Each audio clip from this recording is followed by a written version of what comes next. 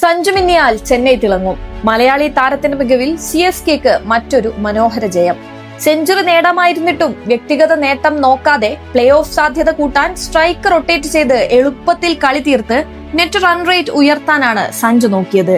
നേടിയത് പുറത്താകാതെ 52 പന്തിൽ 87 റൺസ്, 6 സിക്സറും 7 ഫോറുകളും അടക്കം 167 സ്ട്രൈക്ക് റേറ്റ്. കരുതലോടെ കളിച്ച് പിന്നീട് കത്തിക്കയറിയ ഹൈ സെൻസിബിൾ ഷോ. ഈ ഒരൊറ്റ ഇന്നിംഗ്സോടെ ഓറഞ്ച് ക്യാപ്പ് ലിസ്റ്റിൽ 402 റൺസുമായി അഞ്ചാമതെത്തി. മത്സരത്തിൽ ഭേദപ്പെട്ട സ്കോറാണ് ടോസ് നേടി ബാറ്റിംഗ് തിരഞ്ഞെടുത്ത ഡൽഹി മുന്നോട്ട് വെച്ചത്. ഒരു ഘട്ടത്തിൽ 69-5 എന്ന നിലയിൽ പരുങ്ങിയ DCയെ ട്രിസ്റ്റൻ സ്റ്റബ്സും സമീർ റിസ്വിയും അശുതോഷ് ശർമ്മയും ചേർന്നാണ് 155 എന്ന ടോട്ടലിലേക്ക് എത്തിച്ചത്.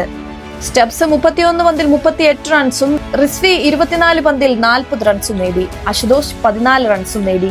മറുപടി ബാറ്റിംഗിൽ കരുതലോടെയായിരുന്നു ചെന്നൈയുടെ തുടക്കം. നേരത്തെ തന്നെ ഋതുരാജ് ഗൈക്വാഡ് പുറത്തായപ്പോൾ ആങ്കർ റോളിലേക്ക് മാറിയ സഞ്ജു ഉർവിൽ പട്ടേലിനെയും കാർത്തിക് ശർമ്മയെയും കൂട്ടുപിടിച്ച് വിജയം പൂർത്തിയാക്കി. സ്കോർ സേഫ് ട്രാക്കിലായതോടെ സഞ്ജു ഗിയർ മാറ്റുകയായിരുന്നു. ഉർവിൽ 9 പന്തിൽ 17 റൺസും കാർത്തിക് ശർമ്മ പുറത്താകാതെ 31 പന്തിൽ 41 റൺസും നേടി. 14 കോടിയോളം രൂപയ്ക്ക് ടീമിലെടുത്ത് എന്നാൽ ആദ്യ മത്സരങ്ങളിൽ നിരാശപ്പെടുത്തിയ കാർത്തികിന്റെ ഈ 2 മത്സരങ്ങളിലെ പ്രകടനം ചെന്നൈക്ക് ആത്മവിശ്വാസമേകും. ജയത്തോടെ 10 മത്സരങ്ങളിൽ നിന്ന് 5 വീതം ജയവും തോൽവിയുമായി 10 പോയിന്റ് നേടി 6ാം സ്ഥാനത്താണ്.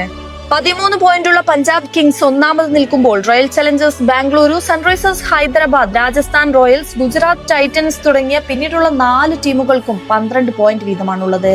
പ്ലേ ഓഫിലേക്ക് കടക്കാൻ ഏറ്റവും ചുരുങ്ങിയത് വേണ്ടത് 14 പോയിന്റാണ്. 16 പോയിന്റ് നേടിയാലാണ് സേഫ് എന്ന് പറയാനാകുക. 2019 സൺറൈസേഴ്സ് 12 പോയിന്റുമായി യോഗ്യത നേടിയത് അന്ന് ടീമുകൾ തമ്മിലുള്ള ശക്തമായ പോരാട്ടം മൂലമായിരുന്നു. ചെന്നൈക്ക് ഇനി 4 മത്സരങ്ങളാണ് ശേഷിക്കുന്നത്. 14 പോയിന്റിലെത്താൻ 4 മത്സരങ്ങളിൽ നിന്ന് 2 വിജയങ്ങൾ ആവശ്യമാണ്. 16 പോയിന്റുകളിലെത്താൻ 3 ജയവും. അതുകൊണ്ട് തന്നെ ഇനിയുള്ള മത്സരങ്ങൾ ചെന്നൈക്ക് നിർണായകമാകും.